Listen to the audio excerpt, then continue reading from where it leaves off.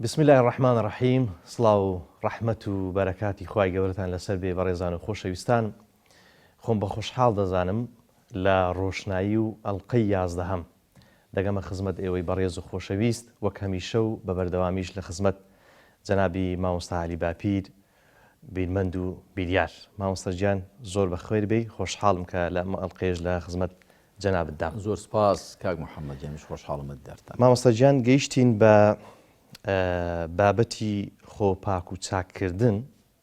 کە دیارە لە نێوڕۆکی کتێبی مسلمانی ڕاست و ساغ چێە لەسەر ئەمە بەردەوامین. لە سەرەتای ئەم ئەڵقەیە دەمەوێت باسی ئەوە بکەم کە دیارە جەنابەت لەم بابەتەی خۆپاک و چاککردن لە کتێبەکانی ڕێگەی ساڵحبوون و بەرەو خواچوون، هەروەها گیانی ژیان و خواپەرستی تەزکیر تەقوا و گەڕانەوە بۆ لای خوا لەوێ ئەم بابەتە باس کردووە. لێرەش دەمانەوێت بەیەکەوە ڕۆشنایی بخەینە سەر ئەم پرسیارانەی کە من هەمە. سەرەتا باستەوە کردووە یەکێکی دیکە لەو ڕێگانەی کە ڕێگامان بەرەو مسلمانێتی ڕاست و ساغ ئاچوق دەکات دیارە خۆپاک و چاککردنە. لە سەرەتا خۆپاک و چاککردن تەسکیە چییە؟ الحمد لله رب العالمين وصلوات الله وسلامه وبركاته على جميع الأنبياء والمرسلين، خصوصا سيدهم وأفضلهم إمام المتقين وقائد المجاهدين وسيد الأولين والآخرين محمد وآله أجمعين من الصحب والأزواج والقرابة والتابعين لهم بإحسان إلى يوم الدين. كاك محمد تزكية ديار وشيء عربية بە کوردی دەبێتە خۆ پاک و چاککردن. من ئاوا مانام کردووە. وشەی تەزکیە بە زۆر ڕێژگە بە زۆر سیغە لە قورئاندا بەکار هاتووە. ڕیشە زمانەوانیەکەی لە زەکایە، زەکا یەزک و زەکاتن، زەکا المعجم الوسیط، هەروەها قاموسەکانی دیکەی زمانیش، بەڵام بە تایبەتی ئەو دەڵێ بە سێ مانە هاتووە. زەکا زەکا بە مانای تەهوڕە، بە مانای مەنە نەما و بە مانای سەلەحە، واتە پاک بوو، گەشەی کرد، چاک بوو. کەواتە تەزکیە واتە پاکبوون و گەشەکردن و فراژوو بوون و چاک بوون. لە یەک کاتدا هەرسێ واتایەکە دەگەیەنێ. وشەی تەزکیە دیارە تەفعیلەیە لە زەکاوە هاتووە، واتە پرۆسەی پاک و چاککردن و گەشە پێدان. کەواتە تەزکیەتو نەفس واتە خۆ پاککردن، خۆ چاککردن، خۆ گەشە پێدان. ئەوە مانە زمانەوانیەکەیەتی. لە ڕووی پێناسەی شەرعیە وەکو زاراوەیەکی شەرعی دەگونجێ بە زۆر تعبیر بگەیەندرێ کە تەزکیەتو نەفس یاخۆ پاک و چاککردن پرۆسەیەکە مرۆڤ خۆویستانە پێی هەڵدەستێ، شێوەیەکی ئیرادی. بەڵێ وەک خوای پەروەردگار لە سوورەتی نووردا دەفەرموێ: يا أيها الذين آمنوا لا تتبعوا خطوات الشيطان ومن يتبع خطوات الشيطان فإنه يأمر بالفحشاء والمنكر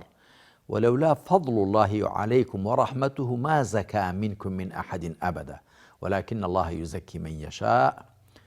والله واسع عليم. ما بس ليري كذا فرمي ولولا فضل الله عليكم ورحمته ما زكى منكم من أحد أبدا. ئەگەر بەخششی خوا بەزەی خوا لەسەر ئێوە نەبووە هیچ کامتانی پاک و چاک نەدەکرد.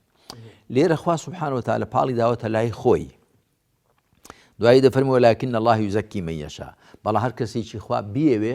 پاک و چاکی دەکات، تەزکیەی دەکات. بۆچی پاڵی داوەتە لای خۆی؟ لەبەرەوە کە بەویستی ڕەهای خوا دێتە دی، و لەبەرەوە کە بە پێی سیستم و نظامێک کە خوا لە ژیانی بەشەردا دایناوە ئەو کارە ئەنجام دەدرێ. هەر وەکو لە سوورەتی ئەنفالدا بە پێغەمبەری خاتەم دەفەرمێت صلی الله عليه وسلم: وما رميت إذ رميت ولكن الله رمى. کاتێک هاویشتت تۆ نەت هاویشت بەڵکو خوا هاویشتی واتە خوا سبحانه وتعالى تەوفیقی دای کار ئاسانی بۆ کردی کە ئەو چەنگە خۆڵەیە چەنگە زیخە بهاوی و بچێتە دەموشاوی کافرەکانەوە بە هەر حاڵ لێرەدا دەبێ ئەمە بزانین کە وشەی تەزکیە پرۆسەیەکە بە ئیرادەی ویستی مرۆڤ ئەنجام دەدرێ وەکو دەفەرمی قەد ئەفلەح مەن تەزەکا قەد ئەفلەح مەن زەکاها هەروەها لەبارەی پێغەمبەری خاتەمەوە صلی الله عليه وسلم لە چوار شوێنی قورئاندا وشەی پاک و چاککرد پاک و چاکیان دەکات یوزەکیهم لە چوار شوێندا بەکار هاتووە لە سوورەتی ئەلبەقەرە لە دوو شوێن و لە سوورەتی ئالی عیمران و سوورەتی جوموعەش یوزەکیهم کراوەتە بە ئەرچێک لە چوار ئەرکەکانی پێغەمبەر صلى الله عليه وآله وسلم کەواتە وشەی تەزکیە مانا زمانەوانیەکەی واتە پاک و چاکردن و گەشە پێدان مانا شەرعیەکەی وەکو زاراوەیەکی شەرعی واتە ئەوە کە مرۆڤ هەڵسێ بە خۆپاکردنەوە خۆبژارکردن لە سیفەتە نزم و پەست و خراپەکان کە خراپترین سیفەت بریتێ لە شیرک و لە مامەڵە لە خزمەتخوادا شیرک و خراپترین سیفەت لە مامەڵە لەگەڵ بەندەکان دەبریتێ لە ظولم باشترین سیفەت ئەمجا خۆش بڕازێن و بە سیفەتە باشەکان باشترین سیفەت بریتێ لە ئیمان و خوا بەیەکگرتن و ئەوە باشترین سیفەت وەکو مامەڵی بینی خۆمان و خوا باش وەکو مامەڵی خۆمان و بەندەکان بریتێ لە عەدل دادگەری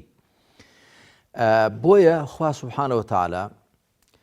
لە ئاەتی ژمارە 25 لە سوورەتی ئەنبیاءدا خوا بەیەکگرتن تەنیا خواپەرستی دەکا بە ئامانج و مەبەستی نێردرانی هەموو پێغەمبەران عەلەیهیم الصەلاة وەسەلام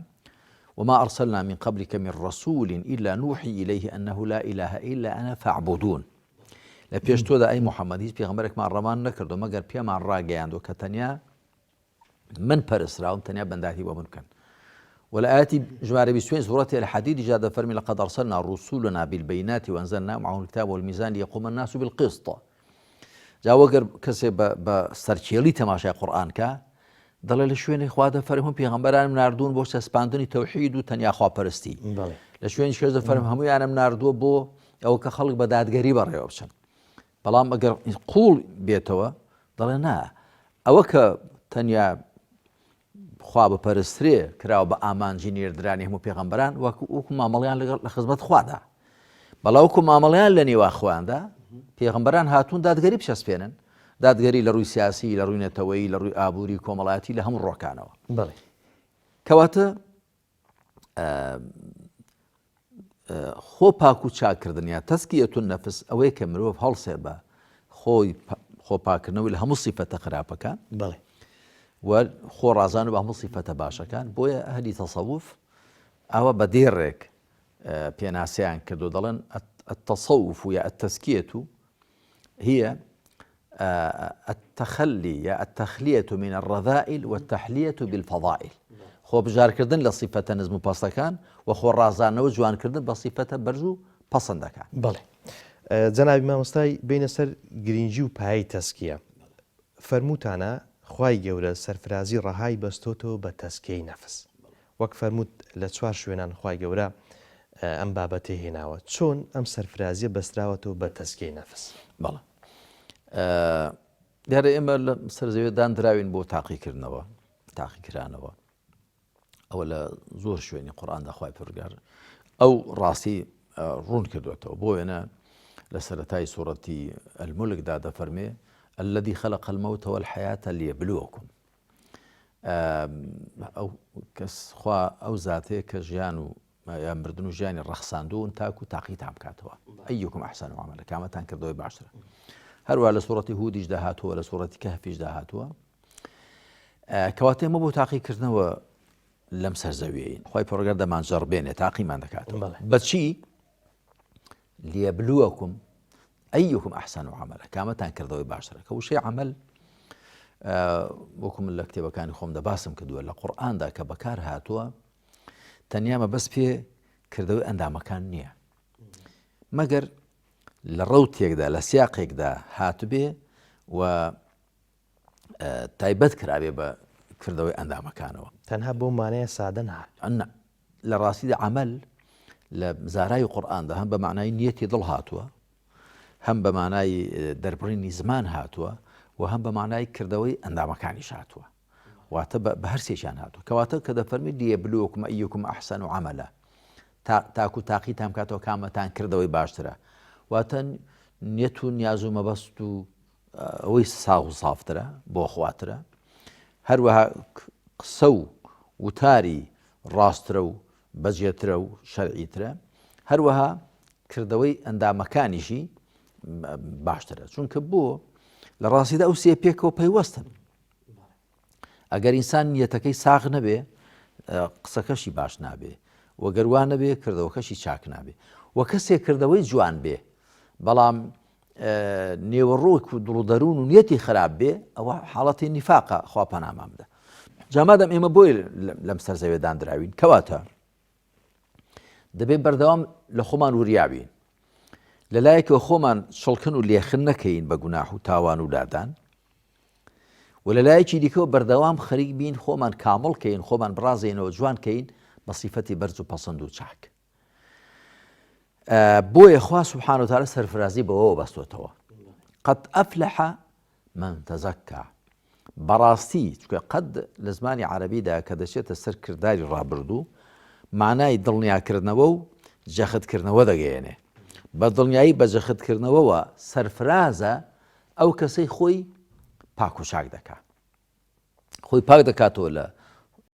فەتە خراپەکان لە خۆی بژار دەکات و خۆشی دەڕازێنێتەوە بە سیفەتە بەرز و پەسەندەکان هەروەها قەد ئەفلەح من زەکاها جا خوا سوبحانە وتعالە سەرفرازی بەوەوە بەستوتەوە لێرەدا پێویستە هەڵوەسە بکەین کە چەمک و واتای تەزکیە وەکو زۆربەی خەڵک وا دەزانن تایبەت نییە بە تاکەوە تایبەت نییە بە مرۆڤ وەکو تاک بەڵکو تاک و کۆمەڵ دەگرێتەوە کە خوا دەفەرمێ قەد ئەفلەح من زەکاها وشەی من لە زمانی عەرەبیدا بۆ یەک و بۆ دوان و بۆ کۆش بەکاردێ کەواتە کۆمەلگایەک سەرفراز دەبێت کە خۆی پاک و چاکە چۆن هەم تاکەکانی خۆیان پاک و چاکن هەم وەکو خێزان هەم وەکو کۆمەلگاش دەبێت خۆی پاککە لە زۆڵم لە ستەم لە گەندەڵی لە لادان لە تاوان و خۆشی بڕازێنێتەوە بە دادگەری بە چاکە بە چاکەکاری بە دڵسۆزی بە سەفا و بە تەبایی بە ڕێکی بە دادگەری خۆی بڕازێنێتەوە بۆەوە کەواتە ئەوەی کە خوا فەرموویەتی یعنی من هەم بۆ جەنابەت هەم بۆ سەرجەم بینەران و بیسەرانی بەڕێز دەڵێم با ئێمە شتێک کە خوا سوبحانە وتعالە دەیفەرمێ لە قورئاندا وەکو قسەی خەڵکی دیکە تەماشای نەکەین خوا سوبحانە وتعالە کە شتێک دەفەرموێ دەبێ یەقینی سەداسەد دوابێکەوەیە بە تایبەتی لێرە خوا سوبحانە وتعالە وشەی قەدی خستوەتە سەر لە هەردوو شوێنەکان قەد ئەفلەح من تەزەکا قەد ئەفلەح من زەکاها وەکو چۆن لە سەرەتای سوڕەتی المؤمنون دەفەرمێ قەد ئەفلەح المؤمنون هەڵبەتە خوا سوبحانە وتعالە لەبەر عەقڵی ئێمە ئەو جەختکردنەوە و داکۆچیە ئەو دڵنیاکردنەوەیە ئەو ئامرازە دەیخاتە سەرێ ئەگەر ناخۆ هەرچی خوا بیفەرمێ وایە جا کە خوا وا دەفەرمێ دەبێت سەداسەد دڵنیاوی وایە ئەگەر تەماشای میصداقی ئەوەی خوا فەرموویەتی بکەی لەسەر ئەرزی واقع وای دەبینی هەر تاچێک هەر مرۆڤێک وەکو تاک خۆی پاک کردبێتەوە لە سیفەتی خراپ لە مامەڵە لە خزمەت خوادا خۆی لە ئیلحاد و لە شیرک و لە کوفر و لە نیفاق پاک کردبێتەوە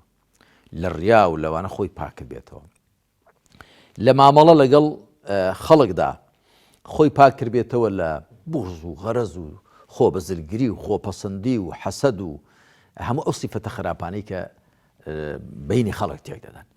و لە خزمەت خوادا خۆی ڕازان بێتەوە بە ئیمان بە تەنیا خوا پەرستی بە تەوحید بە تەقوا بە پارێزکاری بۆ خوا سوڵحان بە ئیخلاص و تەنیا خوا پێمە بەس بوون خۆی بەوانە ڕازان بێتەوە ولا مامەڵە لەگەڵ خەڵکدا خۆی ڕازان بێتەوە بە خۆ بەکەمگری، ڕەحم و بەزەیی، ئینساف و دادگەری، دڵسۆزی نواندن،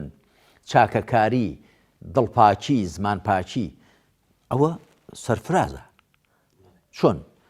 کەسێکە وابێ لە خزمەت خوادا وابێ خۆی پاک و چاکرد بێ و لە خزمەت لەگەڵ خەڵکدا وابێ نەعیبدارە نەگوناهبارە، نەعیبداری دێتە سەر نەگوناهباری و ئەوەی پاکە بێباکە. تۆ تەماشا بکە کەسێک کە دزی کرد بێ، بڵێن خراپەی کرد بێ، چاوی لە ناموسی خەڵک بێ، چاوی لە ماڵی خەڵک بێ، خۆ بەزلگر بێ، خۆ پەسند بێ، حرام خۆر بێ، ڕێگر بێ، کەسی وا هەمیشە دەستی دڵی لەسەر دەستیە، داخۆکەی عیبەکانی لێ کەشف دەبن وانە. بەڵام ئەوی دی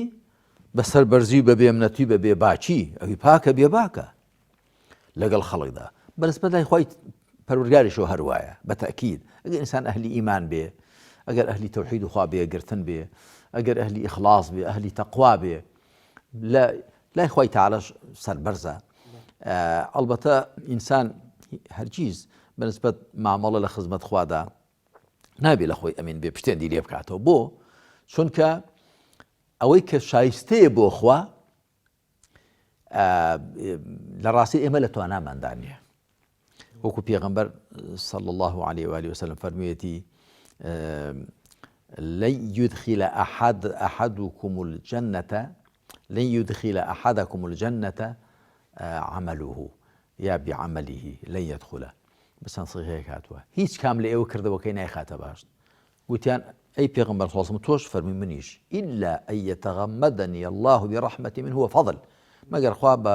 بەزەی و بەخششی خۆی دامپۆشێ، ئەگەر نامنیش کردەوەکەم بایی چوونە بەهەشتم نییە. یعنی چی؟ یعنی کردەوەکەی من بارتەقا و نرخ و بەهای بەهەشت نییە. بەڵێ خوا کردوێتی بە هۆکار، بەڵاوە لە بەخششی خۆی ئەگەنە ئەو بەهەشتەی خوا کە ڕەزامەندی خوای تێدایە هێندە گەورەیە، کردەوەکەی من بای ئەوەندە نیە. جا ئێمە هەر چۆنی خوا بپەرستین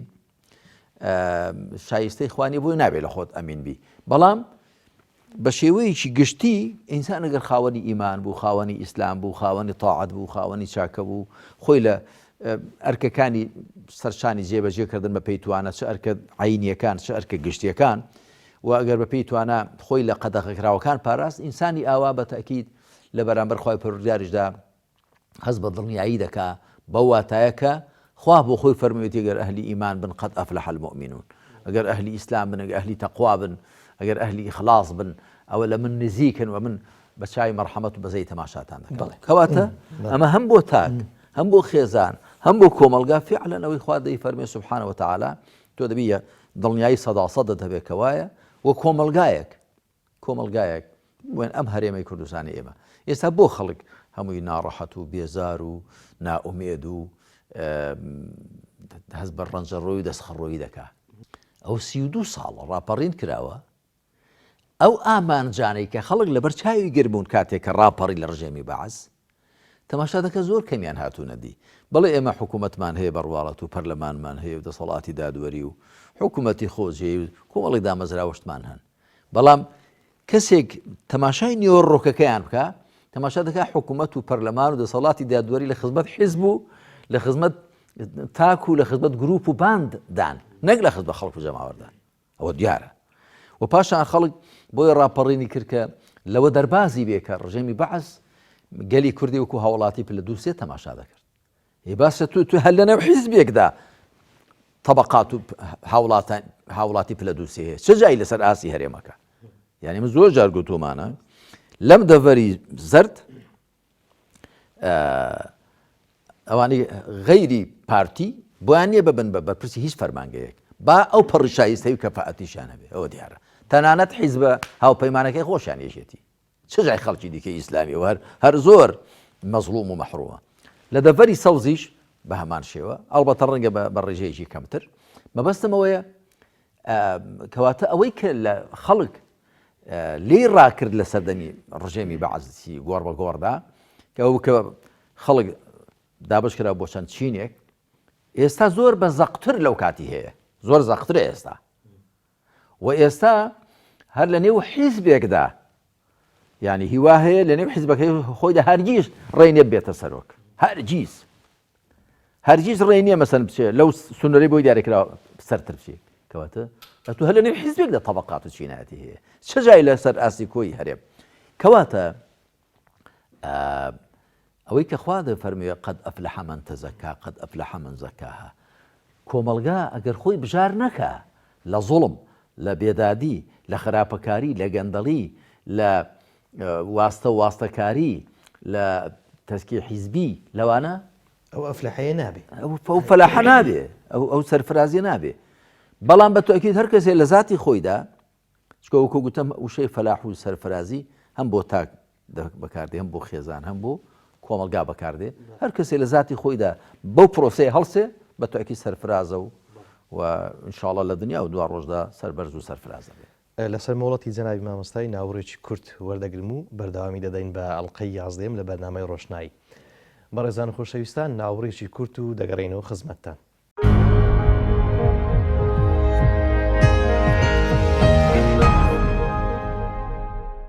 دووبارە سڵاوتان لێبێ خۆشەویستان بەردەوامی دەدەین بە ئەڵلقەی 11 لە بەرنامەی ڕۆشنایی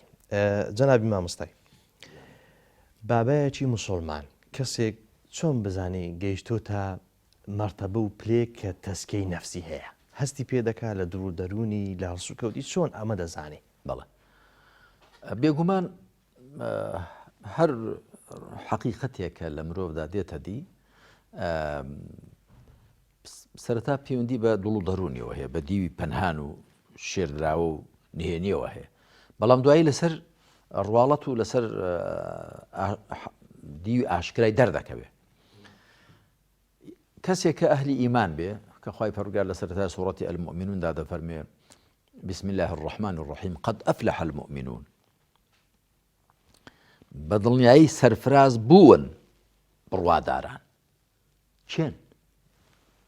الذين هم في صلاتهم خاشعون والذين هم عن اللغو معرضون والذين هم للزكاة فاعلون والذين هم لفروجهم حافظون تاكوتاي كواتا إيمانك لدڵدایە بتأكيد بپلەی یەکەم ئیمان لەدڵدایە طبعا ئیمان چوار پێک هێنەری هەن وەکو زۆر جار گوتومانە پێک هێنەری سەرەکی پەیوەندی بە دڵ و دەروونەوە هەیە ئەگەنا ئیمان پەیوەندی بە عەقڵیشەوە هەیە دەبێت ڕاستیەکان کە ئیمانیان پێدەهێنرێ بە عەقڵ دەرک بکرێن و بناسرێن فام بکرێن ئەمجا بە دڵ و دەروون قبول بکرێن و پەسەند بکرێن و پاشان بە زمان دانیان پێدا بهێنرێ و بە ئەندامەکانی جێبەجێ بکرێن هەموو ئەو ڕاستیانەی کە لە عەقڵ و دڵدا دەچەسپن کە عەقڵ و دڵی ئینسان پەنهانە دوایی لەسەر زمانی دەردەکەون و دوایە لە کردەوەکانیشدا بەرجەستە دەبن کەواتە مەسەلەی پاک و چاک بوونیش بە هەمان شێوە تەزکیە بوونیش چۆن ئینسان لە خۆی حاڵی وێ و چۆن لە خەڵکیش حاڵی بی هەڵبەتە ئینسان زیاتر لە خۆی حاڵی دەبێت تاکو لە خەڵک لەو ڕۆ تەماشای خۆت دەکەی ئایا لە مامەڵە لە خزمەت خوادا دێمەوە سەر بێ لە مامەڵە لە خزمەت خوادا ئەهلی تەوحید و خوا بەیەکگرتنی ئەهلی ئیمانی و خاوەنی تەقوای و خاوەنی ئیخلاسی و خاوەنی خواپەرستێکی ساغ و بێخەڵتەی تەماشای خۆت دەکەی و پابەندی بە سنوورەکانی شەریعەتەوە خۆ لە قەدەغەکان دەپارێزی و ئەرکەکان جێبەجێ دەکەی چ لە ذاتی خۆتدا چ لە چوارچێوەی ماڵ و خێزان لە چوارچێوەی گەڕێک لە چوارچێوەی وڵات ئەگەر ئاوابی ئەوە تۆ هەست دەکەی کە تۆ کەواتە دیارە حاڵەتی زەکا و پاکبوونەوە و چاکبوونت پاکبوون و چاکبوون و گەشەکردن ئەگەر وانەبی ئەوە بە تەکید بە پێچەوانەوە بۆی خوای پەروەردگار دەفەرمێ ونفس وما سواها فألهمها فجورها وتقواها قد أفلح من زكاها وقد خاب من دساها سوێن بە نەفس و بەو کەسەی کە هێناویەتە دیە خۆ ڕێکی خستووە کە خوای پەروەردگار فألهمها فجورها وتقواها هەم گوناهباریەکەی فێر کردووە واتە توانای پێداوە کە بتوانێت گوناه بکات لابدا هەم پارێزکاریشی فێر کردووە دەتوانێت کە ئەهلی تەقوا بێ دوای دەفەرمێ قد أفلح من زكاها وقد خاب من دساها بەڕاستی سەرفرازە ئەو کەسەی کە خۆی پاک و چاک کردووە گە خۆت پاک و چاک کرد ئەمجا تەقوا لە دڵ و دەرووندا جێگیر دەبێ ئەوەی کە پێغەمبەر صلی الله عليه وسلم فەرموویەتی التقوى ها هنا التقوى ها هنا التقوى ها هنا سێ جارە دووبارەی کردوێتەوە. تەقوا لێرەدا واتە ڕیشەی تەقوا، چاوجی تەقوا لە دڵ و دەرووندایە. ئەگەر نا شوێنەوارەکانی لەسەر هەڵسوکەوتەکانی مرۆڤ دەردەکەون. دەبێ خۆت پاک و چاکەی ئەمجار تەقوا میوانی دڵ و دەروونیەکی پاک و چاکراو دەبێ. ئەگەنا تەقوا میوانێکی بەڕێزە سەر بە هەموو ماڵێکدا ناکە، دەچێتە ماڵی دڵ و دەروونێکەوە کە پاک کرابێتەوە لە خشپ و خاڵ و لە ژەنگ و ژار و لە پیسی گوناح و تاوان و لادان و ڕازابێتەوە بە سیفەتی بەرز و پەسند و چاک. تەقوا لەوێدا جێگیر دەبێت. وقد خاب من دساها. خابە پێچەوانەی ئەفلەحەیە. ئەفلەحە سەرفرازە، خۆشبەختە، بەختەوەرە، بەڵام خابە پەشیمانە، ڕۆژڕەشە، بێمرادە. چێ؟ من دەساها، کەسێک کە دڵ و دەروونەکەی خۆی، نەفسەکەی خۆی شاردۆتەوە. لە چیدا شاردوێتەوە؟ لە بن چڵکی گوناحاندا، لە بن چڵکی لادان و تاوان و خراپەدا. خوای پەروەردگار وەک بڵێ گوناح و تاوان و خراپەی وەکو کەمڕە و ژەنجێک وێنا کردووە کە لەسەر شتێک دەنیشێ. و لە سوورەتی مۆتەفیفیندا خوا لەوێ سوبحانه وتعالى هەر بە ڕوون و ڕاشکاوی ئەوە گوناح و تاوان بە کەمڕە و ژەنگ ناودەنێ. دەفەرمێ کەلا بەل ڕان على قلوبهم ما كانوا يكسبون. نەخێر ئەوانە کە وا دەڵێن وان نییە، بەڵکو ئەوەی کەوە دەستی دێنن لە گوناح و تاوان ژەنجی لەسەر دڵ پەیدا کردوون. چکە وشەی ڕانە لە ڕێینەوە هاتووە. ڕێین واتە ژەنگ و ژار و چڵک و چەپەرێک کە لەسەر شتێک دەنیشێ و دای دەپۆشێ. وە پێغەمبەریش صلی الله عليه وسلم لە فەرمایشتێکیدا دەفەرمێ دڵی ئینسان وەکو لاپەڕێکی سپی وایە، کوشتێکی سپی و ساف وایە. ئینسان کە گوناحێکی کرد خاڵێکی ڕەشی لەسەر پەیدا دەبێت. ئەگەر تەوبەی کرد خاڵە ڕەشەکە لا دەچێت. ئەگەر گوناحەکان بەردەوام بن خاڵە ڕەشەکان بەردەوام دەبن هەتا هەمووی دادەپۆشن. دوای دەبێتە ژەنگ و دوای قۆناغەکانی دیکە کە خوا سبحانه وتعالى بازەکە طبع الله على قلوبهم ختمە. دوای ئەم على قلوبهم أقفالها کەوە کۆتا قۆناغە لە تێکچوونی دڵ کە دەگاتە حاڵەتی قفڵ. کە قفڵی لێدرا ئەو کەسە بۆی دەرچووە. بڕوات بێ کاک محەممەد، من لەو خەڵکە سیاسی ئەم وڵاتە هەیە کە دێ بۆ لامان، ئەڵبەتە ئەمەش لەگەڵ هەموو ئەندڵ سۆزین، دینمان وای فێر کردووین. هەیانە کەندی قسەی بۆ دەکەم یادا دەنیشین، بە تایبەتی گەر دوو بە دوو بین باشتر بواری قسەوەر جیران و لێک تێگەیشتن هەیە. هیوا هەبوو گوتوێتی مامۆسا وەڵڵا پێم خۆشە وەکو ئێوە بم، وەکو تۆ بم، بەس نازانم دڵەکەم نایکە، نازانم بۆ دڵەکەم ئێستا پێم خۆشم نی جوابم. وەکو تۆ دڵی ئینسان ئەگەر بۆ خوا سوڵحاو بوو، پاک و چاک بوو، هەم لە عیبداری دوورە، هەم لە گوناهباری دوورەوە، هەم هەست بە فەڕەحنایی و دڵخۆشی و ئارامی و سەکینەت و ئۆخژن دەکا. منی زۆرم پێ خۆشەوا بم، بەس نازانم دڵەکەم بۆ نایکە. منیش ئەگەر ینی خاترم نەگر بێ گوتومە کاکە دڵەکەت مۆر کراوە مۆر، بەس ئاگار لێ بێ نەگاتە حاڵەتی قەفڵ. ڕەنگە هیانوێت دڵشی قەفڵ درابێ. چۆن مامۆستا؟ کاکە وەڵڵا ئەوە یاسای خوایە، سیستەمێکە خوا دایناوە. ئینسان بەهۆی چاکەکاریەوە دڵی پاک و چاک دەبێت، دڵی ئیمانی دەچێتێ، تەوحیدی دەچێتێ، تەقوای دەچێتێ. بەهۆی گوناح و تاوانەوە دڵەکەی ژەنجی لێ دەنیشێ، ژەنجی لێ دەنیشێ، ڕەش هەڵدەگەڕێت، دوایی لەسەری دەبێتە کەمڕە و ژەنگ، ینی چینێک چڵکی لێ دەنیشێ، دوای مۆر دەکرێ، دوای قفڵی لێ دەدرێ. خۆی پەروەردگار وای داناوە. بەڵا هەمووشی بەویستی خۆمانە. ئەتو هەر بەویستی خۆت دەتوانی هەمیشە خۆت پاک و چاک ڕاگری، هەر بەویستی خۆشە دەتوانی خۆت پیس و شڵکن کەی. ئەی گوتومە تۆ خوا ڕۆژی 5 جارە باگ دەکا حەیە عەلە السەلا، یەک جار نافەرمووی لەبەیکە خوای لە خزمەتدام، یەک جار وەڵامی خوا نادەیەوە. دەتەوێت وەکو کەسێک کە ڕۆژی 5 جارە سەر بۆ خوا دەخاتە سەر زەوی و نوێژ دەکا بەدڵ وەکو ئەو بی. ڕەمەزان دێ ئەو 30 ڕۆژ ڕۆژوو دەبێت ئەتۆ ڕۆژێک ئامادەنی خواردن و خواردنەوە یاخود نەوس لە خۆت بگریەوە. ئەی خی پەروەردگار قورئانی دابەزاندووە تۆ لە دڵدەرونی تۆدا 4 ئاەتی تێدا نین چجای 4 سوورەت و چجای دەتێ وەکو کەسێبی کە دڵ و سینەی پڕە لە قورئان ئەی تۆ ڕۆژی لە ڕۆژان یادی خوا ناکەی یعنی خوا ناپەرستی خۆ لە قەدەغەکان ناپارێزی دەتێ وەکو کەسێک کەبی ناگونجی ئەوە بەڵام بەویستی خۆ دەسا دەتوانی وا بکەی هەڵبەتە هەمیشە ویستی ئینسان ئەگەر ویستێکی جددی هەبێەوە خۆ زۆر کەسەیە لە لووتکەی تاوان دەگەڕاوەتەوە زانیان باسی فەضیلی کوڕی عیاض دەکەن کە ڕێگر بووە و باسی بیشری حافی دەکەن کە کابرایکی بێبەند و بار بووە ئەوانە دوای بوونە پیاوی زۆر گەورە بوونە قودوە سەرمەشق بۆ موسڵمانان زۆر کەس هەبووە کە لە لووتکەی تاوان و خراپەوە یاخود بڵێن لە خاڵی ژێرەوەی هەرە ژێرەوە هاتوۆتەوە سەرێ مرۆڤ دەتوانێت کەواتە شوێنەوارەکە ئەوەیە کە ئینسان لە ژیانی خۆیدا هەستی پێ دەکا چ لە ژیانی تاکیدا چ لە ژیانی خێزانی و چ لە ژیانی کۆمەڵایەتی کە تەزکیە بەم شێوەیە گەورەیە و وەک فەرمووتان یەکێکە لە 4 ئەو ئەرکانەی کە بە پێغەمبەری خاتەم صلی الله عليه وسلم سپێر دراوە تەزکیە چۆن ئەنجام بدرێت هەموو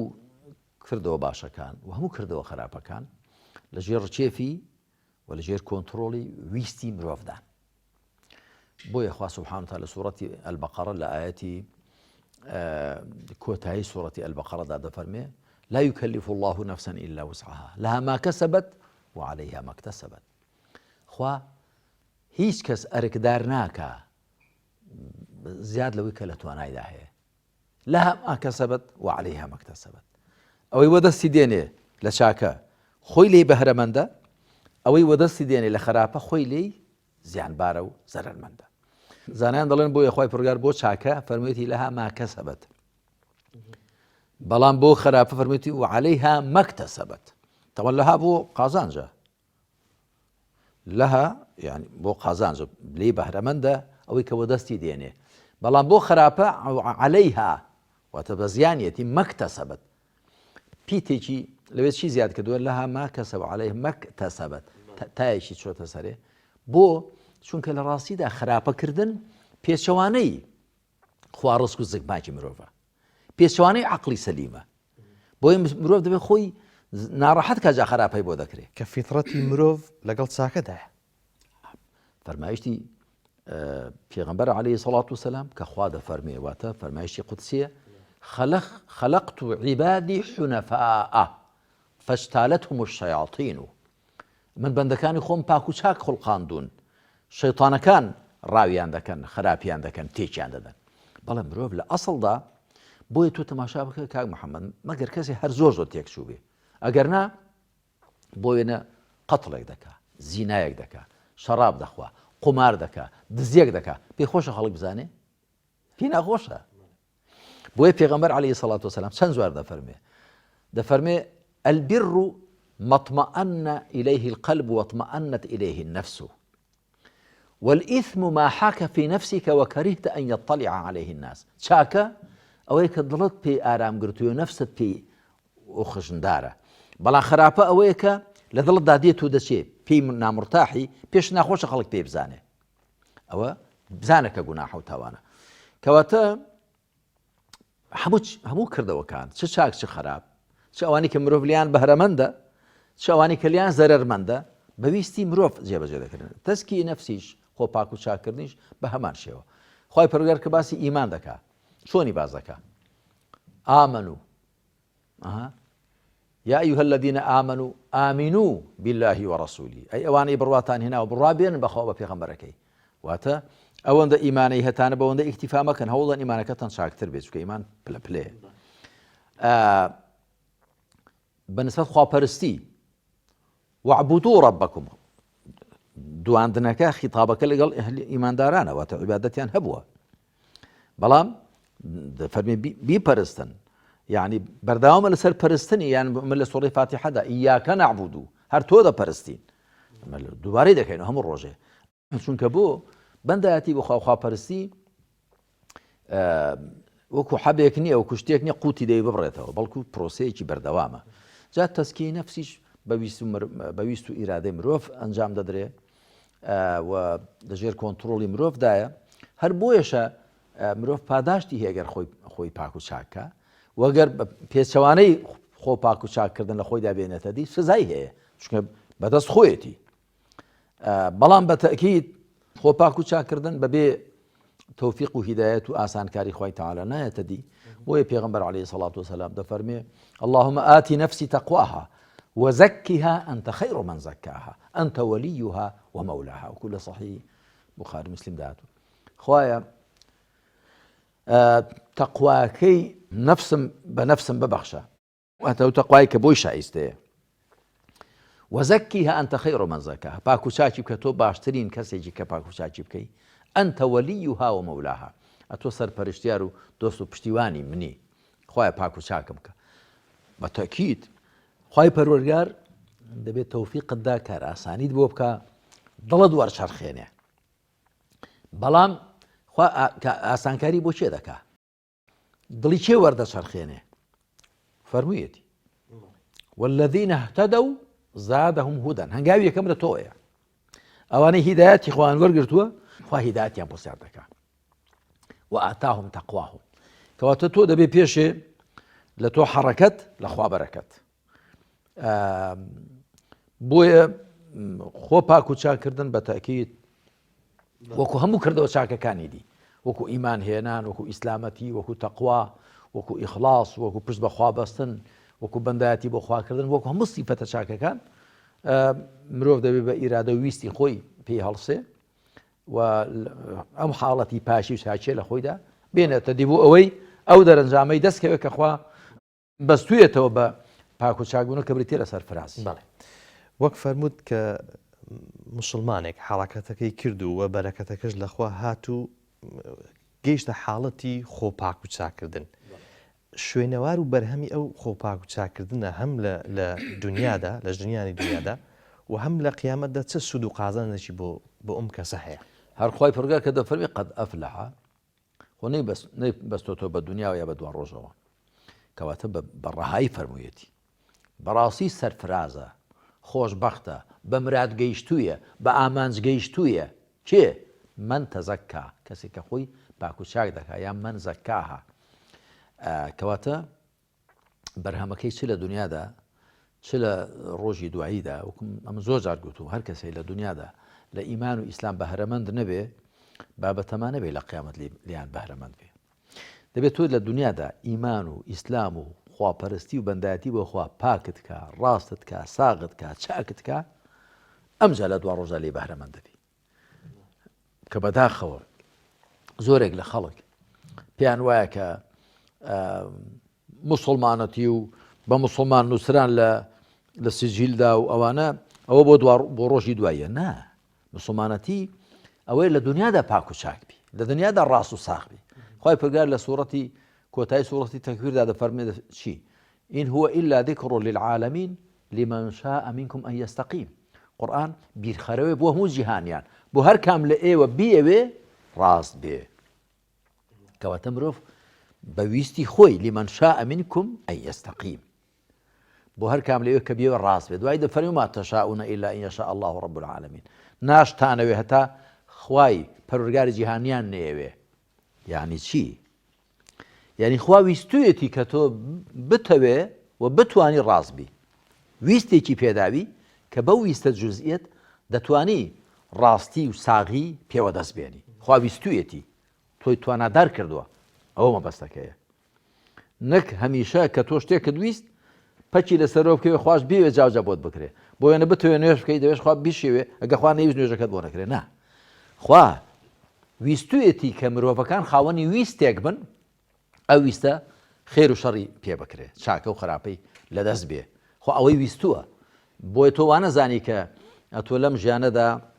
دەستکراوەی بەڕەهایی بەرهەڵدای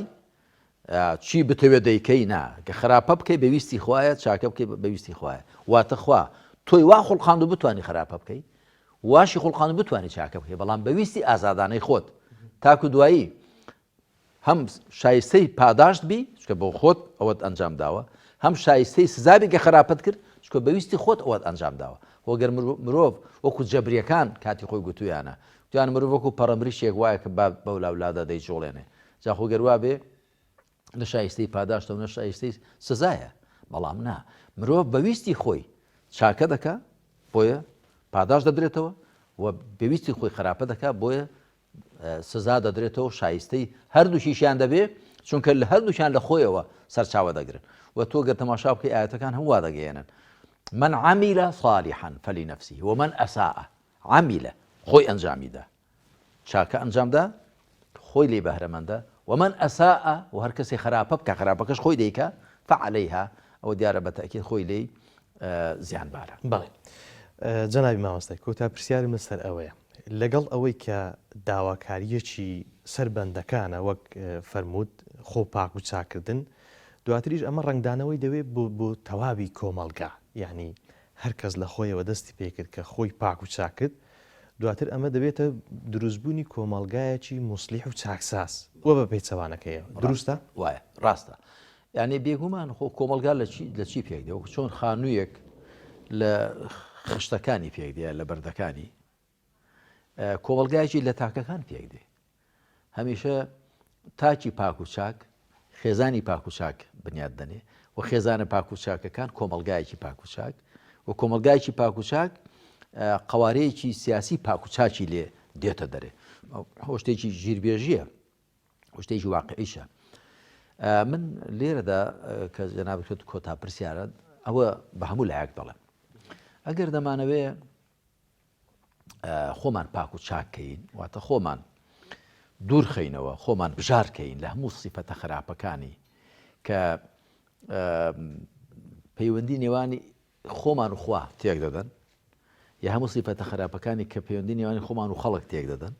و خۆمان برازین بە هەموو سیفەتە باشەکانی کە لە لای خوا خۆشەویستمان دەکەن إن الله يحب المتقين إن الله يحب الصابرين إن الله يحب التوابين وإن الله يحب المتوكلين ئەگەر دەمانەوێت خۆشەویستی خوابین با خۆمان بۆ سیفەتە باشانە بڕازین و کە خوا خۆشویستنی خۆی پێوە پەیوەست کردوون و ئەگەر دەمانەوێت لای خەڵکیش لەگەڵ خەڵکیشدا چاک و گونجاو و تەبا و بە کەڵی بین با خۆ بە سیفەتە باشەکان بڕازین و خۆ لە سیفەتە خراپەکان دوورخەینەوە. ئەگەر دەمانەوێت ئەو پرۆسێمان بۆ ئەنجام بدرێ با بەر لە هەر شتێک ئیمانمان محکەمەکەین کاک محەممەد ئیمانی محکەم ئیمانی قایم ئیمانی قوڵ وا لە ئینسان دەکا کە بتوانێت دەستکاری خۆی بکە بتوانێت خۆی لە سیفەتە خراپەکان بژارکە خۆی بە سیفەتە چاکان بڕازێنێتەوە هەمووی پەیوەستن بە ئیمانەوە. ئەگەر تۆ تەماشا بکەیت لە چەند شوێنێک لە قورئاندا خوای پەروەردگار پێشێ باسی ئیمان دەکا ئەمجا باسی سیفەتە باشەکان دەکا قد أفلح المؤمنون الذين في صلاتهم خاشعون والذين عن يغمرون تاکۆتایی هەروەها وعباد الرحمن الذين يمشون على الأرض هونا پێش دەفەرمی عباد الرحمن ئەمجا باسی ڕۆیشتنیان دەکا باسی قسەیان دەکا باسی چیان دەکا و هەروەها لە سوورەتی شوڕادا بە هەمان شێوە و لە سوورەتی ڕەعددا هەمان شێوە کەواتە ئیمان سەرچاوەی هەموو سیفەتە باشەکانە با لە خوا نزیکتر بین با ئیمانمان محکەمتر بێ با خۆشویستنی خوا سام و هەیبەت بەرامبەر بەخوا پشت بەخوا بەستن مل بۆ خوا کەچکردن بە بەرزگرتنی خوا لە دڵماندا لە عەقڵماندا ڕۆشووتر بێ و ئەو کاتە هەتا ئیمانمان باشتر بێ عیبادەتمان چاکتر دەبێ عیبادەت و تاعەت و فەرمانبەریمان باشتر بوو